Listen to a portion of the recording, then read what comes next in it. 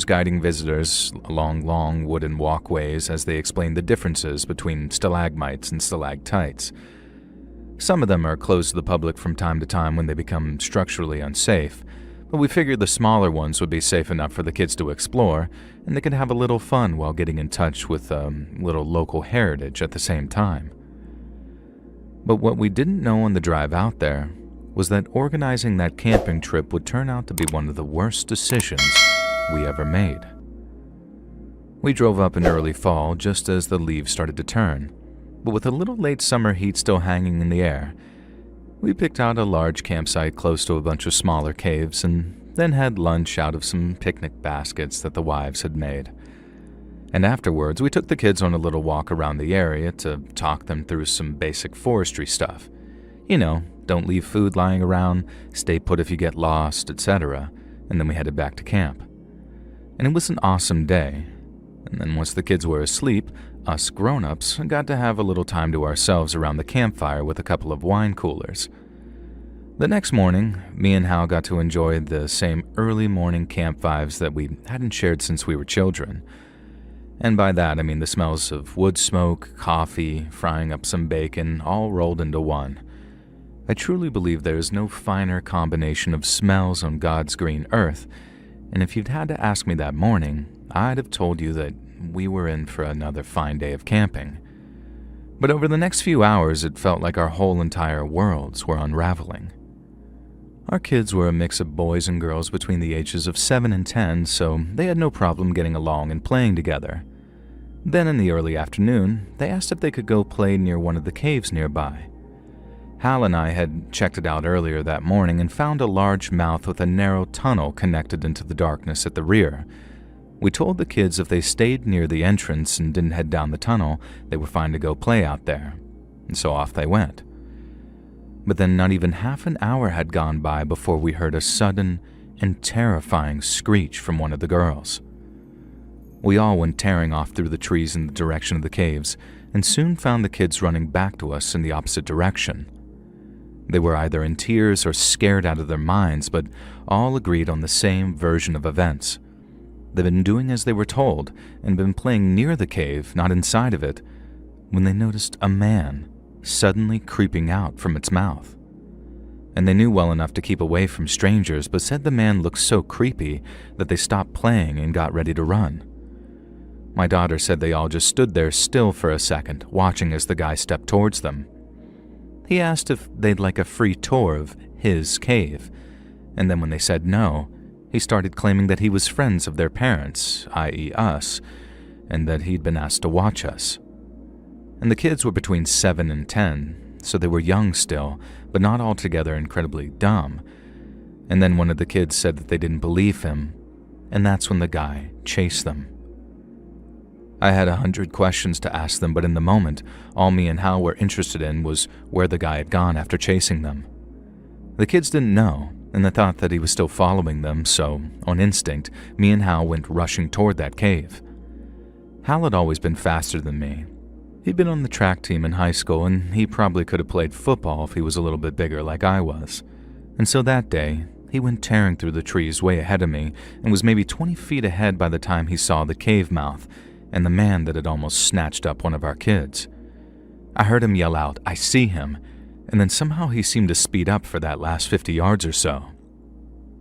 I didn't see who he was talking about, I was just too far behind, but just knowing that they were still there made my blood boil, and I tried my best to catch up. Hal shouted, "He's in the cave," right as he broke from the tree line. I figured that he'd just guard the entrance till the cops came, but Hal went right in after him. I yelled at him to wait, but he didn't listen, and I guess he was right not to in a sense. It turned out that the cave was a dead end, and the guy really was getting away. But at the time, I thought that he was crazy going running off into the dark with nothing but the flashlight on his phone to light the way. I stayed put at the mouth of the cave, yelling for Hal to come back because we had that guy cornered. But he didn't. Instead, about a minute went by before I realized that I might have to go in after him. But no sooner had I stepped forward that Hal had appeared from the darkness, and he looked pale and shaken. I asked him what happened, and Hal just said, he got away. But instead of stopping in front of me, he just walked right past me and over towards the trees. As I followed, asking if he at least got a good look at the guy, I could see Hal was shaking, and then he suddenly just stopped and put both hands on the top of his head in the way that people do when they're struggling to process something or just got bad news.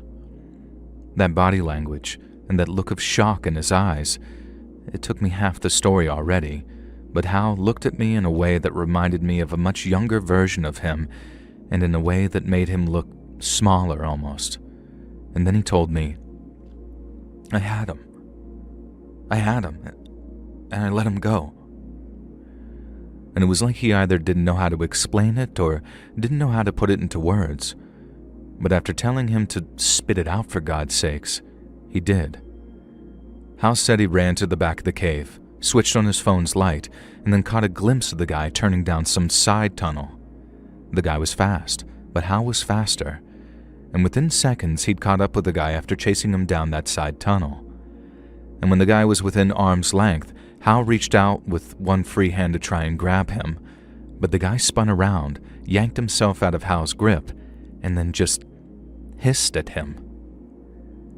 Hal said he hissed like a goddamn cat, and then tried swiping at him with nails that were so long and yellowed they'd almost look like claws. The guy bared his teeth as he hissed too, and Hal said that they were so dark and rotten it was a miracle that they were even still in his head.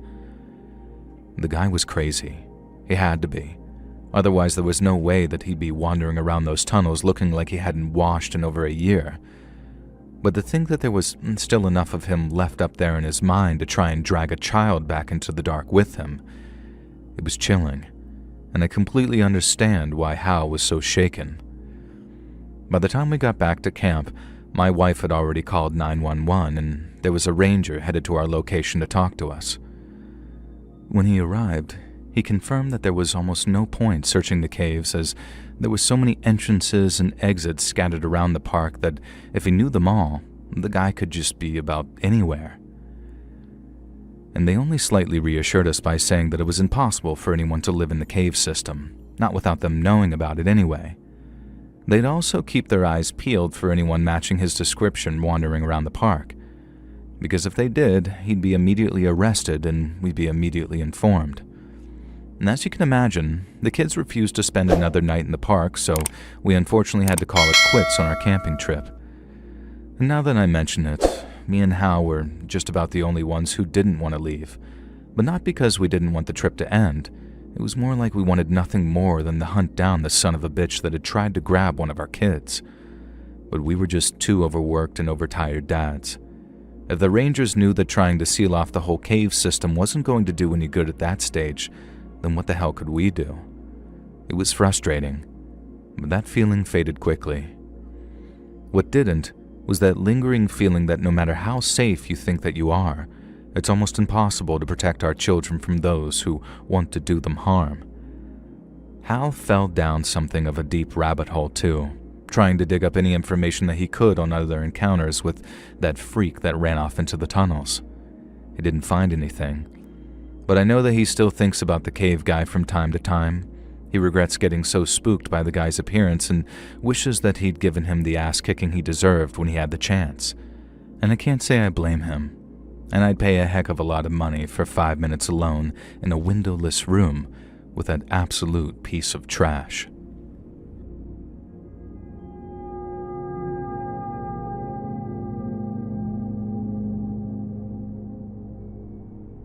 So a long time ago, my friend named Joe and I went on a little camping trip out in the Cascades. Joe was easily one of the funniest guys I've ever met. Like, so funny that he could have done a talk show or something. I always used to tell him to try stand-up comedy, but he always said that he was too shy and that he could only be funny around people he was comfortable with. It was pretty rare up in Washington to get a weekend without rain, even in the high summertime. So when we found out that there was going to be a whole 3 days in October when the chance of precipitation was below 20%, we knew that it was the single best chance for us to go camping without ending up like drowned rats with crotch rot. Joe came to pick me up on the Friday afternoon after we both got off of work early, And then a couple of hours later, we were roasting wieners and cracking some beers around a campfire. Camping trips with Joe always went a little too fast. It felt like one minute you were setting up your tent, and then the next you were packing it away again after laughing your ass off for like 2 or 3 days straight. And that time was no different. Granted, all the beer we drank probably helped turn everything into one big blur of open containers and split sides, but it really was like 2 whole days just flew by before we were loading up the cars again and preparing to head home. We had everything packed away and were literally just about to leave when Joe says, "Oh, hold up, I need to use the bathroom." Now, I told him no problem, just be quick because I was starving. But then he says, "It's not like that kind of bathroom break. It might be a while." I remember rolling my eyes and just cursing the timing, but Joe then responds, "Hey, when nature calls, dude," and then slipped out of the passenger seat and around to the trunk to go fishing through our packs for toilet paper. He finds it, and then off he goes into the trees to take his dump. I was reading an old World War II book at the time, and I kept it in the compartment of my driver's door. So as Joe's off using the bathroom, I figured that I could work my way through a page or two before we got back. And I ended up getting a little too engrossed in a passage about German paratroopers in Crete and how the locals came out to stab them with pitchforks when their chutes snagged on trees. And so when Joe came literally sprinting back screaming, "Start the effing car," it just about scared the crap out of me. I didn't ask any questions. I trusted Joe enough to do exactly what he asked and gun the engine without needing to know what was coming. And it was only once we were moving that I asked what the hell had happened. But I didn't need an answer because as I looked up in the rear view, I saw a man with a bandana covering his face break from the trees and start giving chase to us. And though I didn't see exactly what was in his hands, I could see that he was carrying some kind of long-handled weapon, like an axe or a pole or something. And as you can imagine, I immediately threw the car up a gear and then put my damn foot down because the guy was running full pelt. We easily avoided him once we picked up some real speed, but my hands were still shaking for a long time after we finally hit the highway. Once the guy was out of sight, I started demanding Joe to tell me what the hell had just happened. He said he was looking for a place to poop. When he saw a thicket of bushes and some small trees, he figured he could guarantee some privacy, because we're now way back near the dirt roads and so way closer to other hikers and stuff. Now anyway, he said he pushed his way through the bushes and came out the other side, only to see that bandana man, who was actually holding an axe, standing over a blue tarp laid out on the ground. There were no bodies, no victims, living or dead, just the Axeman and his tarp. But the moment he and Joe locked eyes, Joe knew that he meant no good. The look on the guy's face was a clue, but then chasing after him with that axe was probably the biggest giveaway of all, because I'm sure you all agree. He most likely wasn't catching up to Joe to give him a hug, or calmly explain how there had been some terrible misunderstanding. And neither did Joe stop to ask what he was doing in the woods with an axe and a tarp, because that's one of those questions that just does not need to be asked. You see something like that and you run. No questions, no hesitation. And so we called the cops from the first gas station we came across, but as you can imagine, they didn't do anything. Joe got a call a couple of days later saying some cops had taken a look around and questioned a couple of bikers, but ultimately they couldn't find anything and they didn't have any suspects. Now that was bad enough, but the cop Jake spoke to tried to reassure him that what he'd seen might not have been as sinister as he assumed, and that it all might have been that terrible misunderstanding I mentioned. Now Jake said there was absolutely zero chance that he'd misjudged the situation, but all the cops said before he hung up was that he'd keep Jake updated if there were any developments. But there weren't any, and that was the last we heard of it. We still talk about that day, though, and we talked a whole lot about what that guy might have been up to back there. We don't think that tarp or that axe was for Joe. We think that guy brought them out there for someone else. But we also think that given that Joe had seen him and was therefore about to be a witness to whatever he was about to do, Joe was no doubt about to end up getting chopped up on that tarp, along with whoever it was originally intended for.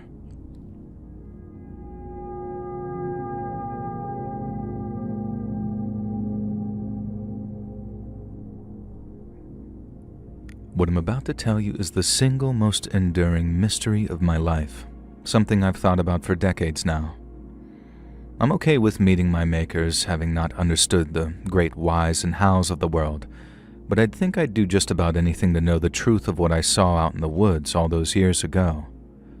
So if any of you listening are familiar with anything I'm talking about, just know that I'll be lurking in the comments section, reading everything that y'all have to say if I find out that this story makes it to a video. Now, way back when I was still in my early 20s, myself and a few of my friends were on a camping trip in late October. So it was my buddy Greg, my buddy Steven, and his girlfriend Mina and I, with me and Greg in one tent and Steven and Mina in another.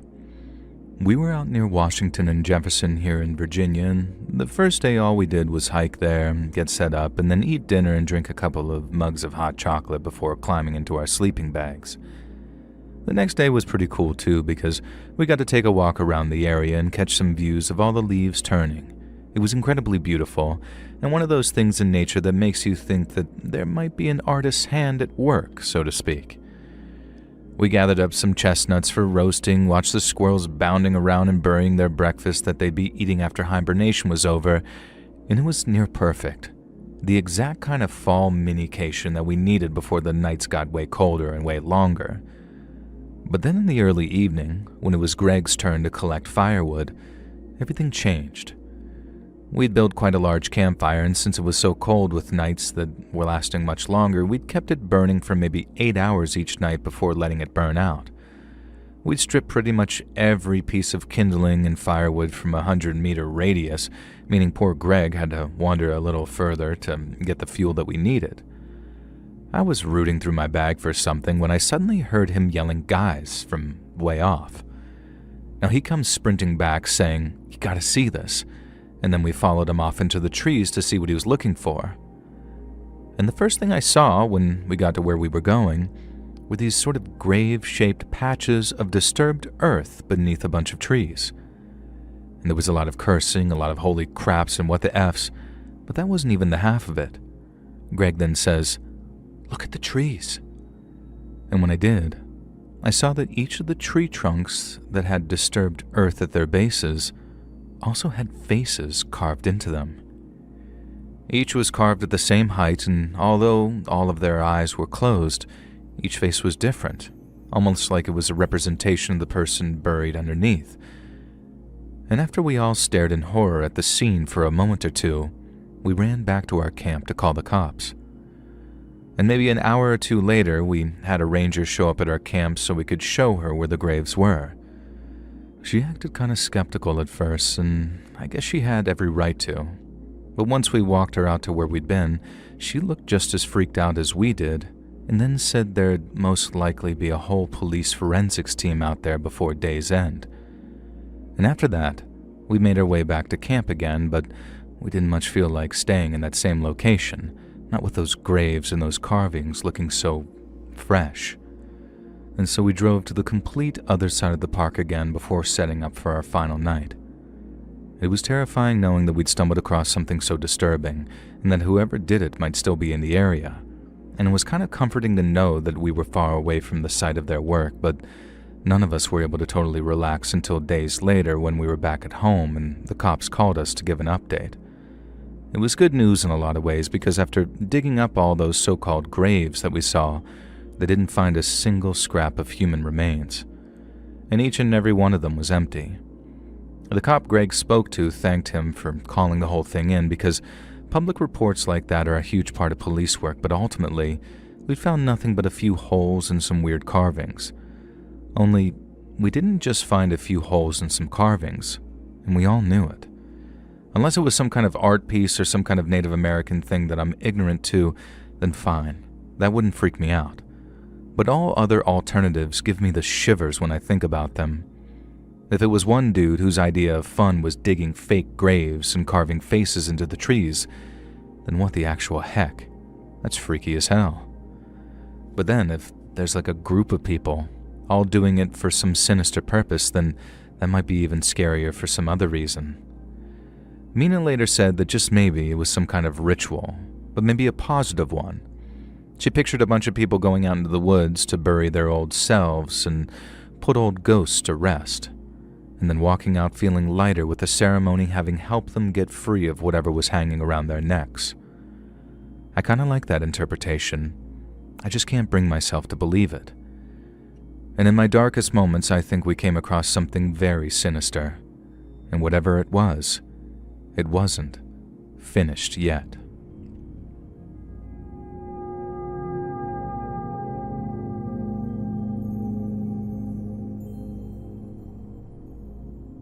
Just over 20 years ago now, back in the fall of 2003, myself and my buddy Daryl decided to head out on a weekend of hunting and camping here in our native Wyoming. It had been a good 6 years since our last trip, on account of Daryl getting married and having children, and we'd missed it something awful, I'll tell you. Daryl had always said, once the boys are out of diapers, I'll have time for trips again. And then boom, he went and had another one, and the process started all over again. But then when his first kid was 6 and his second was almost 3, his wife hit him with divorce papers, and he got a DUI that same week. He might have had a chance if it wasn't for that intox charge, but with his wife's attorney being able to paint him as some drunk and a deadbeat, he didn't have a leg to stand on like most men. She took the kids, the house, the dog, and half his money. Daryl got to keep his business in the car, but that was pretty much it. And the first thing I asked once he told me all about this was, well, what do you want to do about it? And he thought for a few seconds and then just said, let's go hunting. Now cut to about a week later, hunting season is in full swing, and Daryl and I are way out in the sticks setting up camp for the next couple of days. And it was the most alive I'd ever seen him in a while, and doing something that we hadn't done in a while made me feel about 10 years younger. I made sure to avoid all the topics related to families or relationships too, and stuck to football and hunting and just reminiscing to keep him firmly in that bubble of escape, even if it was only for a short while. Once we were set up and had our blaze on, which are those bright orange pieces of clothing, we head out into the woods to track some deer. It's a long and slow and very quiet process, but that's exactly what Daryl needed. We took our time with it, and we didn't see much aside from a few squirrels stashing some nuts for winter, but that didn't bother us. It felt far too good to be back where we belonged. Just our rifles, the trees, the forest, and nature. A couple of hours in, we spotted what looked like a 4 or 6 person tent off to our left through the trees. And then, presuming whoever owned it was also there to hunt, we figured it was best to just head over to say hi. We were about halfway over when we started yelling howdy, but no one came out of the tent. And then I noticed, ringing the entrance, there were a whole bunch of canvas lean-tos sheltering what looked like big black gun cases. I realized they had a whole arsenal out there with them. The tent slept no more than 6, but there had to be at least a dozen cases outside of it. I remember Daryl speaking up and saying that it didn't feel right creeping around someone's campsite when they weren't around. Now, I agree we probably should have just moved on once we realized the place was deserted, and I remember hoping that we'd run into whoever owned all those cases so I could find out whose army they were up against. And then I looked up at Daryl, just in time to see the arm of his jacket explode with a spray of the stuffing from inside of it. And then as he was falling, the sound of a gunshot echoed through the trees around us. I fell with him, not because I'd been hit, but because I needed to crawl to him. I had absolutely no idea why the shooter opened fire, but I'd been standing right in front of one of the traps and gun cases. Daryl hadn't, meaning he was still exposed. And as I crawled, I remember seeing the dirt near Daryl's shoulder explode as a bullet slammed into the ground. I told him to roll towards me if he could, and then when he did, grimacing in pain, another bullet hit the dirt right where he'd been laying. And once we had a little cover between us and the shooter, they didn't stop firing.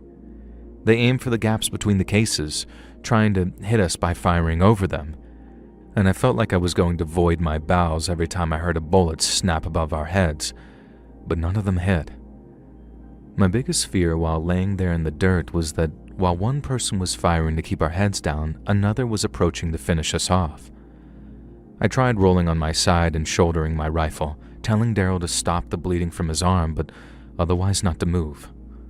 And then I waited, shaking with fear, hoping that I could get a decent shot on whoever was approaching before they got the drop on us. But no one approached. And when the firing suddenly stopped, I figured whoever was shooting was having to reload. Daryl recognized it too, and he was already getting ready to find his feet when I told him it was time to move. He didn't even try to bring his rifle with him. He knew better than that. We just got up and ran to put the tent between us and the shooter, but even then, that didn't stop them.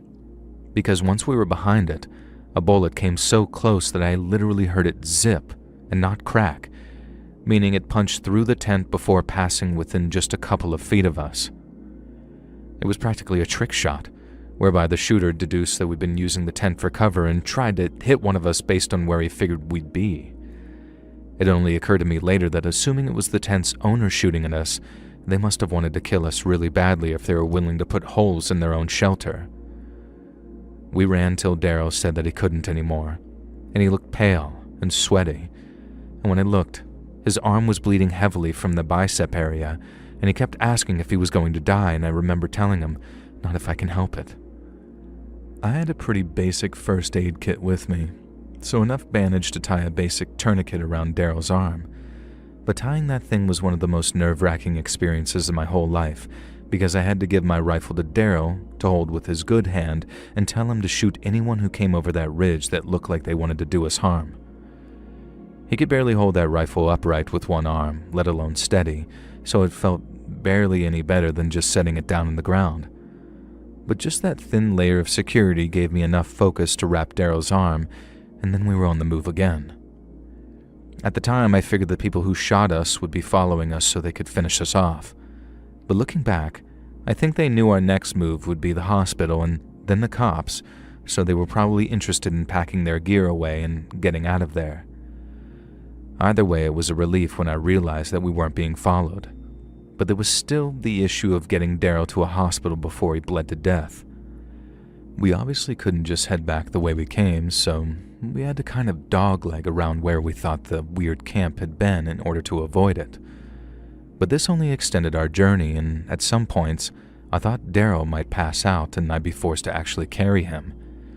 He kept telling me to just leave him so I could run ahead and get to safety, but I kept telling him to shut the hell up and that I'd drag him out of those woods if I had to. It took a few hours, and Daryl was having to lean on me for support by the end of it, but we finally made it back to my truck with him awake and still on his feet. It was a relief, but it didn't feel like I could altogether relax again till the doctors at the hospital said he'd be fine and that he wouldn't lose the arm either. He'd have to stay in the hospital for a couple of weeks, and he'd have to go through all kinds of rehab to make sure that he retains his arm's full range of motion, but aside from that, he was going to be fine. I was allowed to talk to him for a while before his surgery, and he thanked me for getting him out of those woods. I told him I knew that he'd do the same thing for me if it were the other way around, because that's what friends are for.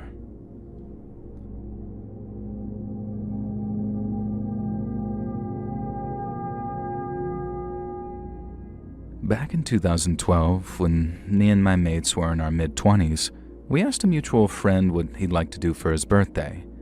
And now he doesn't want to be named, so I'm just going to call him Birthday Boy.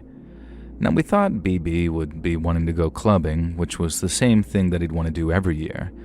But then in September of 2012, when we asked him if he wanted to head to Newcastle or Manchester for a night out, he said no. He didn't want to go to Newcastle or Manchester or even London for that matter. Instead, Birthday Boy wanted to go to Wales because he wanted to go camping. It wasn't the first time he'd mentioned wanting the group to swap the great indoors for the great outdoors, so it didn't come as some massive shock. But then, since we'd never gone camping as a group before, organizing the trip was a hell of a lot more complicated than booking a hotel and a few train tickets. We had to scout out a decent location and purchase a ton of personal equipment and brush up on some of the more basic survival techniques, like basic first aid, lighting fires, and which mushrooms to avoid. Spoilers, it's all of them. And we also had to work out how we were going to stay warm and dry because this wasn't going to be some sun-soaked summer camping weekend. We were going in October, and our friend's birthday month, and being in the UK, just about the only thing that we could be certain of is that the weather was going to be horrible. On the day of the trip, the weather was just as crap as we expected, but we were in such high spirits that we didn't give a monkey's toss if it rained sideways. We drank a few cans of lager on the train over to Wales, and then polished off a few more as we walked to the campsite that we had picked out, which was a short walk from a lake. And as we got to the bottom of this country lane, we spotted a small house with a man doing some gardening out the front, and he stood up and looked at us as we passed by. I gave him a nod, and he asked where we were going. I pointed down the lane and told him that we planned to camp by the lake. He didn't exactly look pleased to see us, but when we mentioned the campsite, he sort of just grinned a little bit. And then he says, I wouldn't go down there if I were you lads. The shores of that lake are haunted." And we were only 15 minutes walk away, so I asked him how he himself fared with the ghosts since he lived so bloody close. And he simply pointed to the little wooden cross above his doorframe and then said that we didn't strike him as believers. Now, he was wrong. As our resident Bible basher, the birthday boy was quick to point that out. But all the bloke said back was, "Well, at least one of you will be all right. The rest of you, I can't speak for."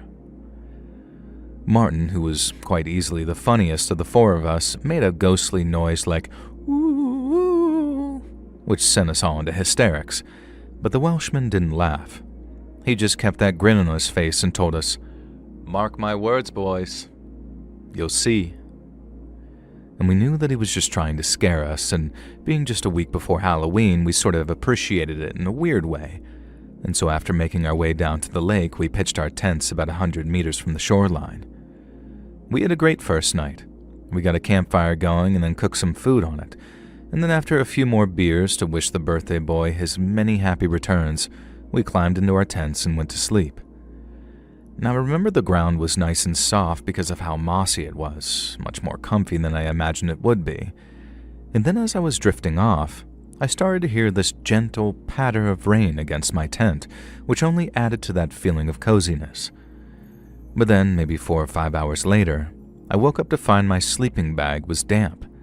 And then I found that water had been leaking in from outside the tent, and that's because by that stage, we were well on our way to being underwater. And the spot that we picked to camp was some kind of miniature flood basin, and as it rained, the ground underneath us was slowly flooding. And when we realized this, just before sunrise at about 6 in the morning, we were not best pleased, and as the person that had been foolish enough to pick that spot, I got an earful and then some from the lads. And I took it on the chin, of course, because they were right. We could all agree that it was a terrible place to camp and that I should have done more location scouting on Google Earth. But what we couldn't agree on was what to do next. One of us, not the birthday boy, wanted us to just abandon ship and go find a bed and breakfast to stay in before heading home the next day as planned. But then the birthday boy didn't want the trip to end and thought that we could find somewhere else to camp before drying off around the campfire. I agreed, and so did our friend Martin, but Mr. Bed and Breakfast was refusing to budge, no matter how much we argued that he should honor the birthday boy's wishes. Now, we were all tired and damp, so it got quite vicious at times, and so vicious, in fact, that our one friend Martin was basically like, "F this. If you two are going to argue like little kids, I'm just going to go for a smoke."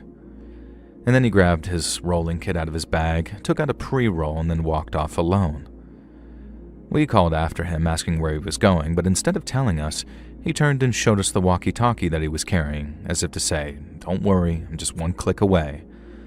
And someone brought 2 walkie-talkies because they figured they'd be useful or fun. Now, we soon got back to arguing, and I'm not sure how long we went at it. But the sun had fully risen by the time we agreed that we should at least pack up and move somewhere else. As we started to pack up, the birthday boy suggested that we call Martin on the radio so he could get back and join us in the packing up. And when I tried, I didn't get a response. Now, at first, I got it into my head that since Martin was off smoking some joint, he might have put his earbuds in for a little bit of music while he smoked.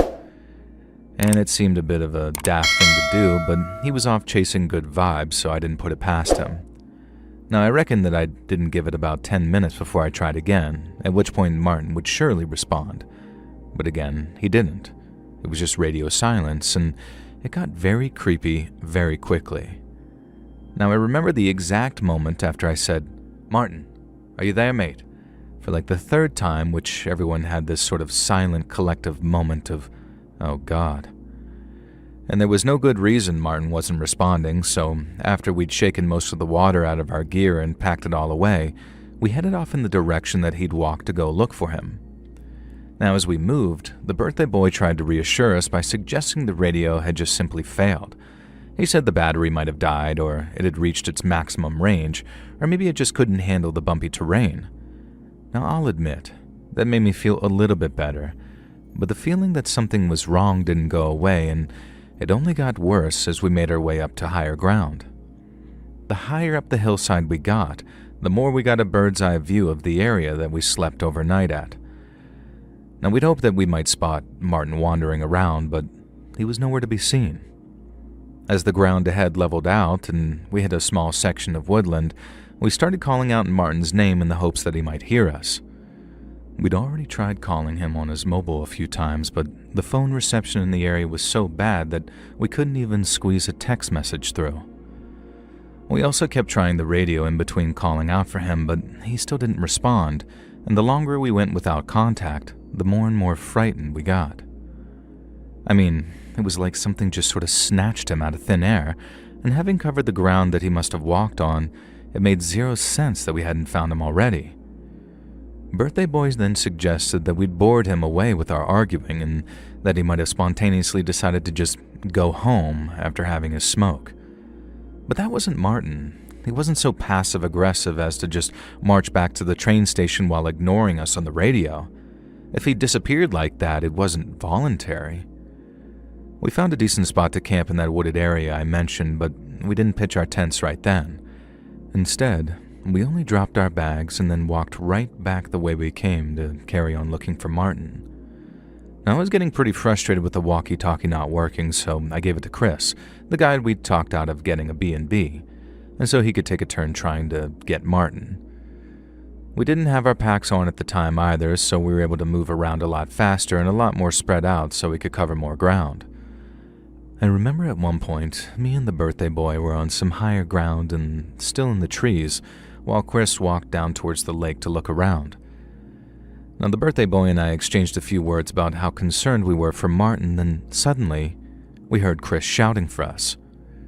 We went running off to find him and found him running up towards us, and when he stopped, he looked terrified as he told us that Martin had contacted him in the radio. I knew it was going to be bad, but when I asked Chris what Martin said, his reply made my blood run cold when he stated, "Let me out." You know, there are those 5 stages of grief, and 2 are like denial and bargaining. That's what took over in the moments after Chris claimed Martin had whimpered, "Let me out," into the radio. The birthday boy and I were like, "Are you sure he didn't say something else? Or it's a prank. He's trying to scare us." "Of course he is. It's almost Halloween." But Chris was adamant. The voice was male, and he was certain.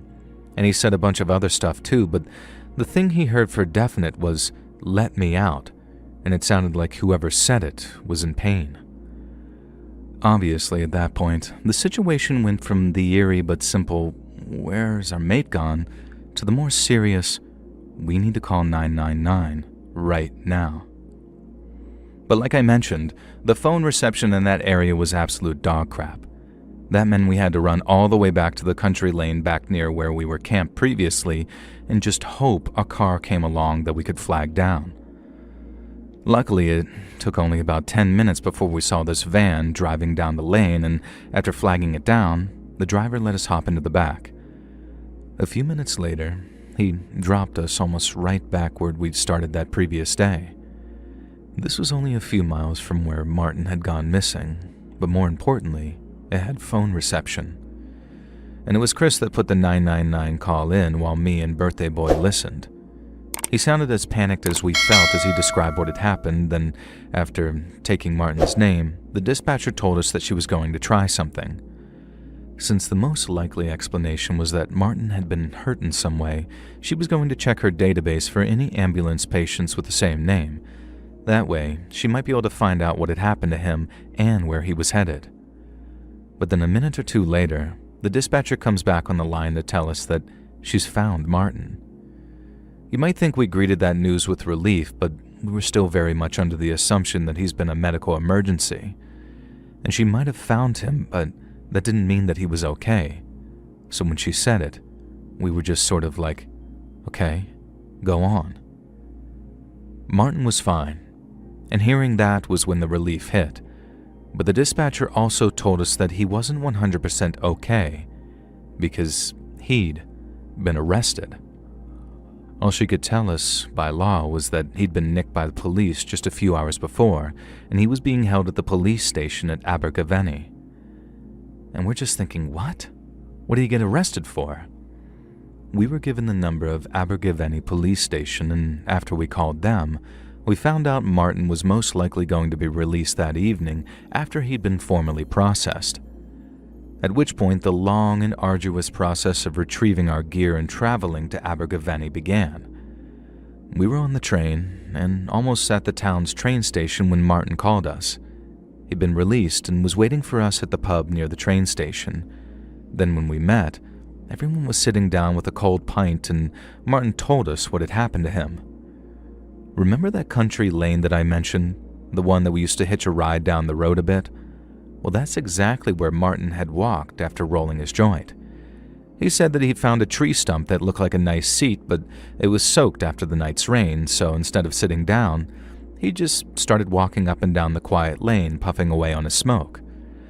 He walked right up to a bend in the track, and the morning's still peaceful and quiet. But right as he turns around, he hears an engine coming up the lane around the bend. He said that he thought it was just a farmer, someone who probably wouldn't pay him much attention, but when he looked back to see who was coming round that bend, he saw a police car. Now Martin is about 6 foot with bright red hair, and back then he wore a purple jacket and had his hair in dreadlocks. So as the cops drove round the bend at like 6:46 in the morning, all they saw was this giant white Rasta wearing bright purple who had a massive joint hanging out of his mouth. They were always going to give chase, or at least stop him to ask what he was about, and Martin knew this all too well. So instead of staying put to be questioned, hectored, and inevitably arrested, Martin decided to leg it. And he didn't get far. One policeman jumped out on sight while the other zoomed ahead and cut Martin off. He said he looked for a fence to hop or a gap in the hedge to squeeze through, and then by the time he realized that he was buggered, the police were quite literally on top of him. All he had on him was one spliff, but running meant that police hit him with a possession and attempting to flee a lawful stop or something like that. And that meant that they could drag him down to the station for processing, which they did, and that's why it seemed like something had just snatched him out of thin air, because for all intents and purposes, something had. It was only prior to transportation, when the police were patting him down, that Martin realized the walkie-talkie's cheap clip had fallen free from his jacket while running, but he was in no position to ask to retrieve it, and off they went to the station. I remember the four of us sitting around that table all kind of ripping on Martin for getting arrested while remarking on the sheer bad luck of it all. But then Chris was suddenly like, well, hang on. Who was asking for help over the radio then? And the table was silent. Martin asked what we were on about, and then when we explained, it was his turn to think a prank was being pulled on him. And when we asked him to promise us that he hadn't said, "let me out," over the radio, Martin assured us that he hadn't used the radio at all. He'd walked off, taken a few puffs, and then, Bob's your uncle, he was in cuffs. No radio usage whatsoever, and he certainly hadn't said, "let me out," after the cops put him in the car. But that left us all asking the question, who did? These days, we all collectively choose to believe that, just in the case of that man near the lake who tried to convince us it was haunted, the weird radio transmissions were more of the same. Someone had found the radio, heard us asking, "Mart, are you there?" and thought to themselves, how can I scare the pants off these numpties in as few words as possible? Well, if that was you, and you just so happen to be listening to this, then well done. What you did had proved an enduring mystery to us, and one we care